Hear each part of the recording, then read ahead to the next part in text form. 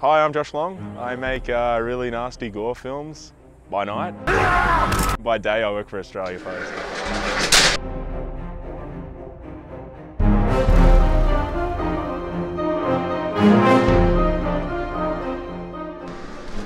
I made some films that screened at a whole bunch of international film festivals and stuff like that. I still couldn't get any consistent work in the industry, and I really needed something stable like working for Australia Post to fund my projects, you know, and to pay my rent.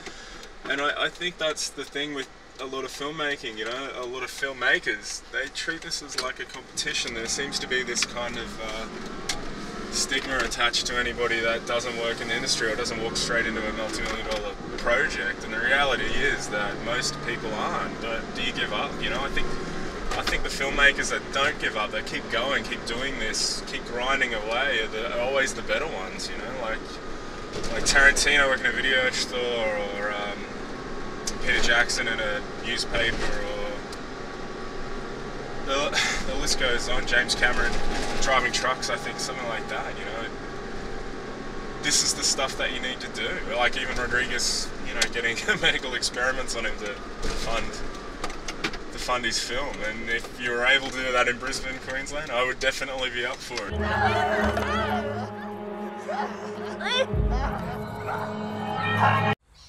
I first got into film and wanting to make them when I was a little kid. I started watching monster films like Ray Harryhausen films, stop motion animation like Jason the Argonauts, Seventh Voyage of Sinbad, those kind of films. And then it sort of progressed. I got really more interested in more full-on horror. You know, it progressed, you know, from those monster films to like Return of the Living Dead, Evil Dead, Dawn of the Dead, Cannibal Holocaust, you know.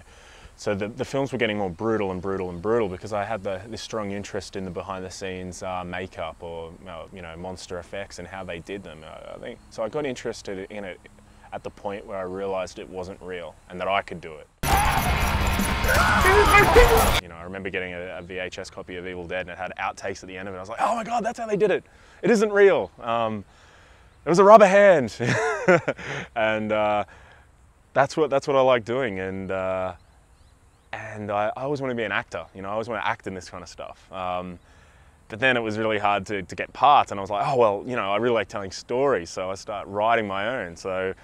And then I got into directing. So I'm more a director now. I hardly ever acted anything, although I do have cameos in the films where I get my hands cut off and stuff like that in Axed, and I enjoy that. But yeah, directing, writing, being the storyteller is the main thing I'm interested in. Okay, got it. Action! Yes! That was the one, man. I saw it. I saw it myself. My vision, how I thought it would go, is that I would just, you know, after I finish uni, I would just walk straight into a job in Hollywood and get to make my films because they're so awesome and my ideas are so great, type thing. And I think that's what most filmmakers believe, you know, they think they're just going to walk straight into a job, and it just doesn't happen.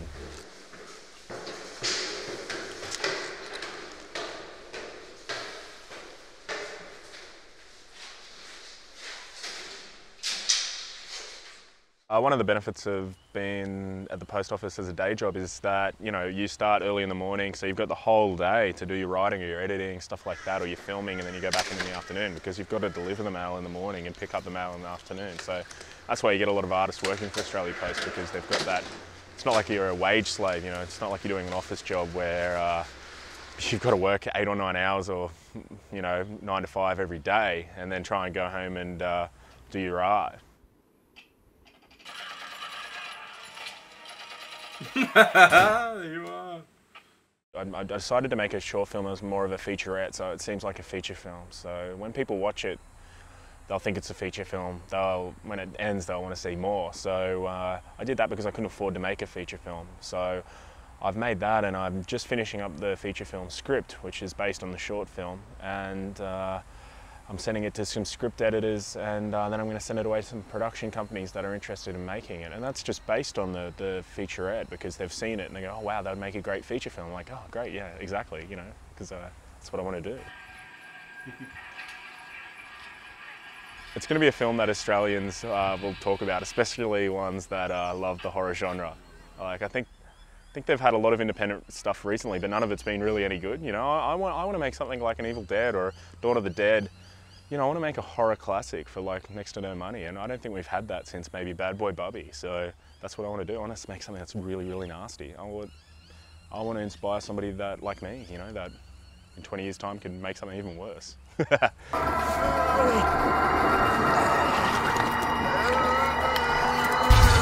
In 5 years' time, I really hope that I have made my first feature film and I'm on to the second one, and maybe have made 2. So hopefully you guys are watching this and you've already seen my first feature film and you're looking forward to my second one. 5 years' time, second feature film, got the first one made. And then my 19-year-old self will be like, yay! 2.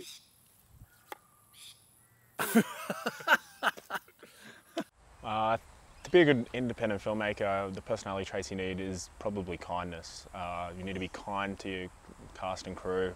So you need people to work for you for next to nothing, or nothing most of the time. And you need them to think that it's as much their film as it is yours, you know, and you get more, what's that saying? You get more bees with honey than you do with, I don't know, fly spray. You've got to know how to do everything, because a lot of the times you'll have to maybe shoot the film. Sometimes you'll have to act in the film. You'll have to edit the film. You'll have to do the sound on it, or some of the digital effects, some of the makeup, you know, that kind of stuff. So you really need to know how to do a lot of it.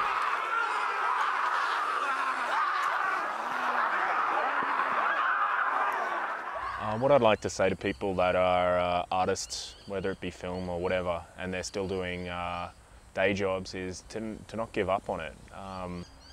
Don't wait on people to give you money. Write something that doesn't need any money to make it, and go and get your friends together and make it. Because that's what'll start your career off. That's what'll get you out of this day job thing. Scene 12A, shot 184, take 1. So go, Kieran. Go on, go!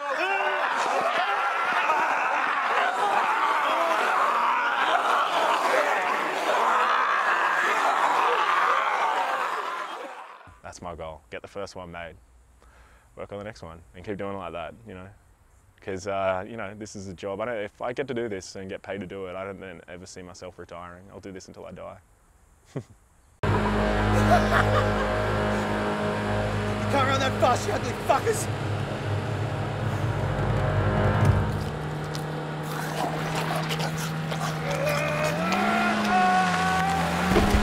Ha ha ha!